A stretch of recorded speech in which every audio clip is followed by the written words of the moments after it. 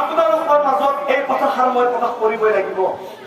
যদিহে মই প্ৰকাশ নকৰো তেনেহলে এনেকুৱা সৰু সুৰা ভুল হৈ থাকিব। কি কথা জানে আপোনালোকে? যেতিয়া ছোৱালী বিয়া দিবলৈ হব, যেতিয়া ছোৱালী বিয়া দিবলৈ হব, তেতিয়া আমাৰ পিতৃসকলে নোৱাৰে, মাতৃসকলে কিন্তু পাৰে। কি পাৰে? হে বাচ্চা, তোমাৰ কোনোবা ভাল পোৱা আছে নেকি? এই কথাষাৰ এবাৰ মাকসকলে নিজৰ ছোৱালীক সুধিব লাগে। কিন্তু কোনেও নুসুধে। কিয় নুসুধে? নিজৰ স্বাৰ্থৰ লোভত।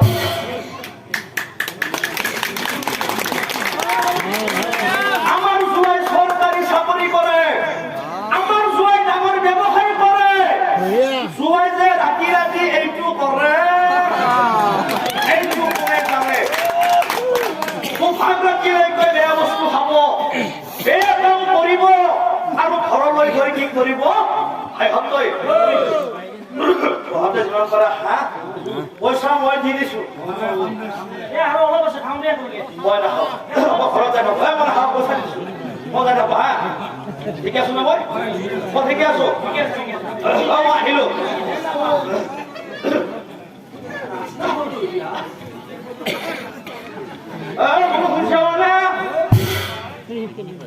মই আহিছো। দৰজাখন খোলা। শুনছ না? অ বাপৰে বাপ, মোৰে খাবা, মোৰ ওপৰত ইমান ফুটেনি। এইবিলাক কাণ্ড ছোৱালীজনীয়ে মনতে ভাবিব, এই কথাষাৰ মই দেউতাক পাওঁ। নাই, যদি মই দেউতাক কৈ দিওঁ তেনেহলে দেউতাই মনত আঘাত পাব। এই কথাষাৰ মই মাক কওঁ। নাই, যদি মই মাক কৈ দিওঁ পুত্ৰ ছোৱালীৰ প্ৰতি কিমান মৰম, সেই কথাষাৰ আমি পুৰুষসকলে নাজানো, সেই কথাষাৰ আমাৰ মাকসকলে জানে। যদি মই মাক কৈ দিওঁ মোৰ সুখতে মা মৰি থাকিব,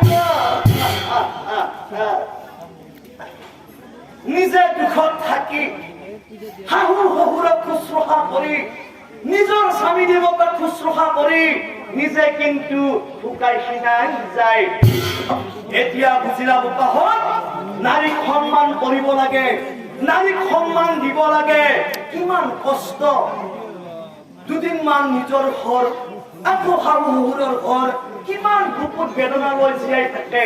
সেইকাৰণে ছোৱালীক, নাৰীক সন্মান কৰিব লাগে। পিতৃ মাতৃৰ কাৰণে